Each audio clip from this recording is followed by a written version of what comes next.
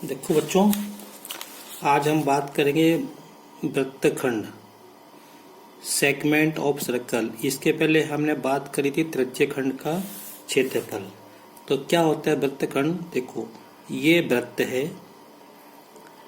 और ये इसकी कोई जीवा है। तो ये जीवा और ये चाप द्वारा घिरे हुए क्षेत्र को हम क्या कहते हैं? वृत्तखंड कहते हैं। इसी प्रकार आपको एक चाप और दिख रहा होगा जिसको हम दीर्घ चाप कहते हैं। तो ये जीवा और इस चाप द्वारा घिरे हुए क्षेत्र को भी हम वृत्तखंड कहते हैं।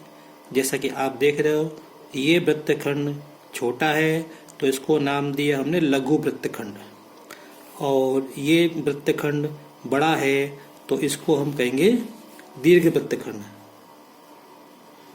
तो ये होगा लघु वृत्तखंड और ये है आपका दीर्घ वृत्तखंड। ठीक है।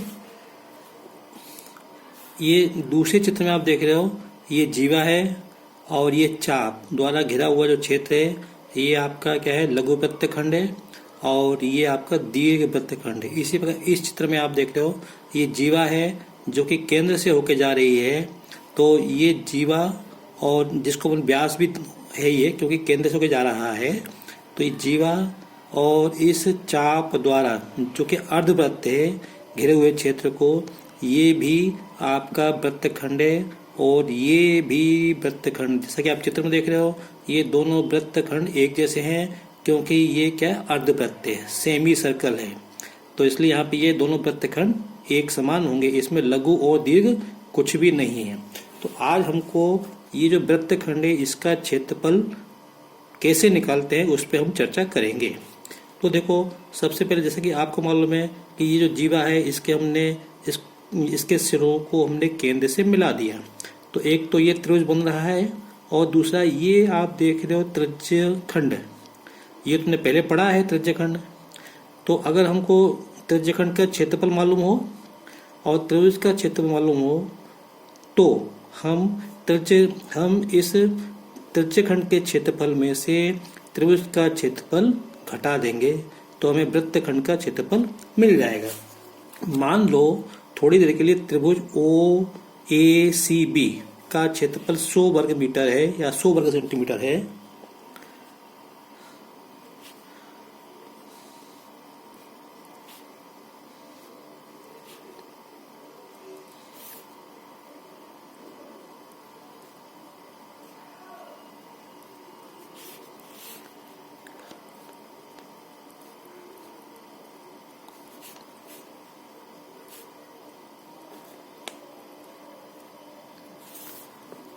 और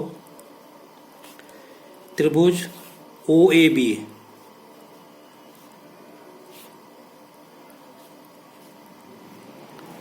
का क्षेत्रफल, इसका क्षेत्रफल 30 वर्ग मीटर है, 30 वर्ग सेंटीमीटर है। तो ये जो वृत्तखंड है ACBA,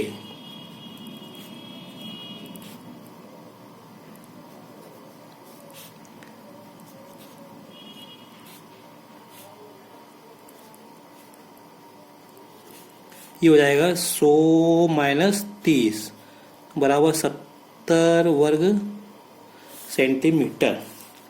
तो अब ये तो मैंने आपको संख्या के रूप से बताया। अब सीधा इसका सूत्र क्या है, हम इसको ऐसे लिखेंगे,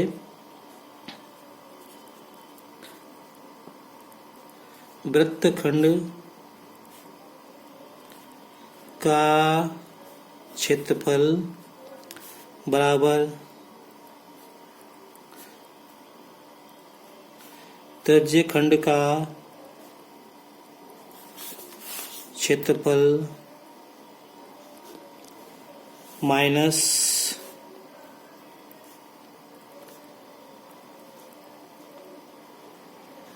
त्रिभुज का क्षेत्रफल। तो देखो, मैं इस पे सवाल करता हूं। देखो, हमें ये जो वृत्तखंड है हमें इसका क्षेत्रफल निकालना है, वृत्तखंड ACB का क्षेत्रफल निकालना है। और इसकी हमको त्रिज्या दी है, वृत्त की त्रिज्या दी 21 सेंटीमीटर, मतलब ये त्रिज्या है, ये 21 सेंटीमीटर है, ये भी 21 सेंटीमीटर है, और दोनों त्रिज्याओं के बीच का कोण दिया हमको कितना, 120 डिग्री है। तो देखो सबसे पहले हम ये जो त्रिज्यखंड OACBO इसका क्षेत्रफल तो हम निकाल सकते हैं, कोई दिक्कत नहीं, हमको सूत्र मालूम है πr² थीटा बटे 360। लेकिन त्रिभुज का क्षेत्रफल निकालने के लिए यहाँ पे थोड़ी दिक्कत है ना, तो इसको थोड़ा करने में थोड़ा टफ है, क्योंकि हमें न तो या तो हमको तीनों भुजाएं मालूम हो, और या हमको आधार के साथ हमको ऊंचाई मालूम हो। तो यहाँ पे कुछ भी नहीं दिया, तो हम इसमें दूसरी ट्रिक अपनाएंगे।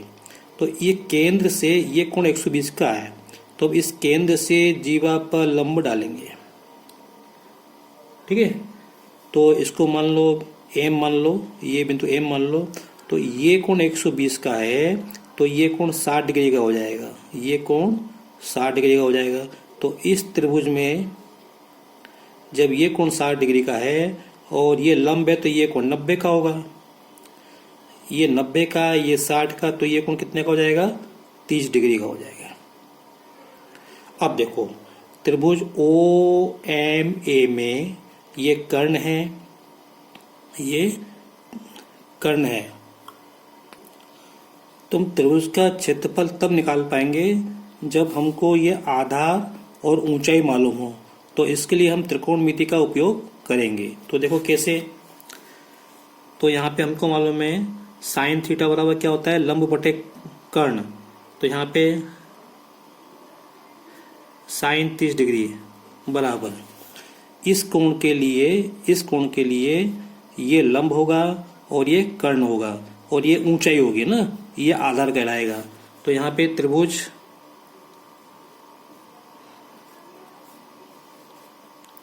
समकोण त्रिभुज OAM या समकोण OMA में साइन 30 डिग्री, साइन क्या होता है, लंब बटे कर्ण, इस कोण के लिए ये लंब होगा, तो OM बटे कर्ण कितना दिया हमको, 21 दिया है।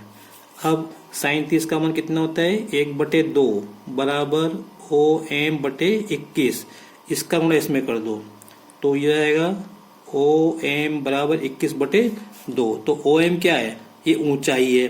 अब हमको ये आधार निकालना है। तो अब देखो यहाँ से ये कोण 30 का है, तो इस कोण के लिए आधार होगा, ये क्या होगा, आधार।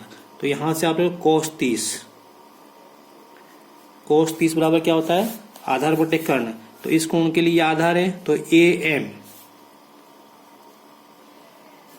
बटे आधार कितना है और कर्ण कितना है, 21। cos 30 का मतलब कितना होता है, वर्गमूल 3/2 बराबर AM बटे 21। अब इसका गुणा इसमें कर दो, तो यहां से हो जाएगा AM बराबर 21 वर्गमूल 3/2। अब देखो ये AM है, तो AB क्या होगी, AM की दुगनी होगी, AB क्या होगी, AM की दुगनी। तो इसका आशय ये है कि AB बराबर 2 गुणा AM बराबर 2 गुणा 21 वर्गमूल 3/2। ये 2 से 2 कट जाएगा, तो ये आएगा आपका 21 वर्गमूल 3। AM बराबर 21 वर्गमूल 3 है।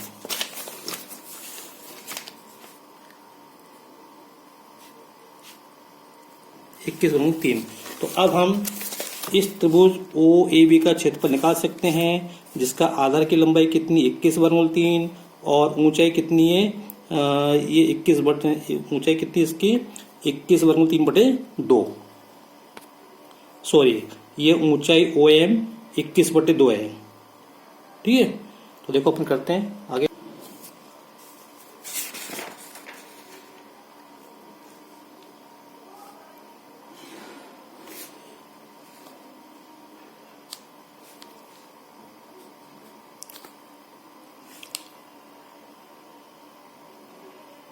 तो अब देखो ये इसमें कुछ भी नहीं कट रहा है ना, तो ऊपर नीचे से कुछ नहीं कट रहा है।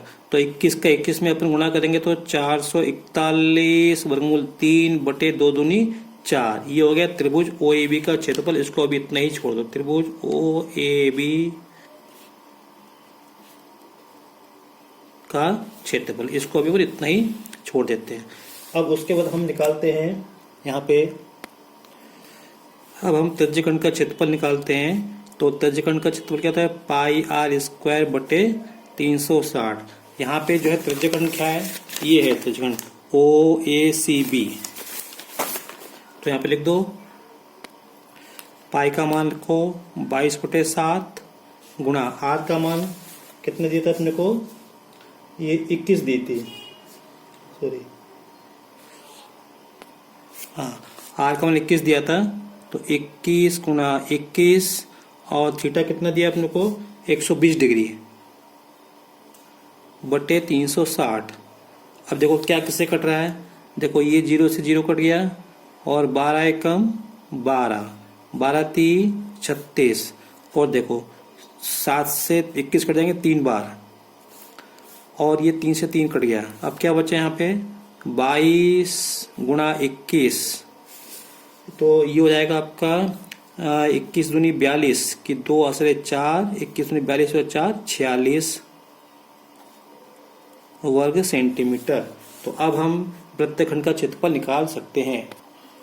अब त्रिज्यखंड का क्षेत्रफल ये रहा 462 माइनस, और त्रिभुज का क्षेत्रफल हमने ये निकाला यहाँ पे 441 वर्गमूल 3/4। अब इसको हल करना है, एक काम करते हैं, इसको काट देते हैं ना। ये 462 को अपन 21 गुणा 22 लिख सकते हैं, और माइनस 441 को 21 गुणा 21 लिख सकते हैं, वर्गमूल 3/4। अब देखो इन दोनों में से क्या आ रहा है, 21 कॉमन आ रही है, तो 21 कॉमन निकाल लो। तो यहाँ बचेगा 22 माइनस यहाँ से 21 वर्गमूल 3/4। अब इसको हल करेंगे तो ये हो जाएगा 21, और इसको हल करेंगे तो यहाँ पे 1 लिखो, यहाँ पे 4 आएगा, यहाँ पे 2288 माइनस 21 वर्गमूल 3 आएगा, और बस ये हो जाएगा, इससे अधिक हल नहीं होगा। तो इसको अपन 21/4 और कोष्टक में 88 माइनस 21 वर्गमूल 3 लिख सकते हैं, बस इससे अधिक हल नहीं करना। तो ये आएगा इतना वर्ग सेंटीमीटर। इसको आप ध्यान से देख लें और समझ लें।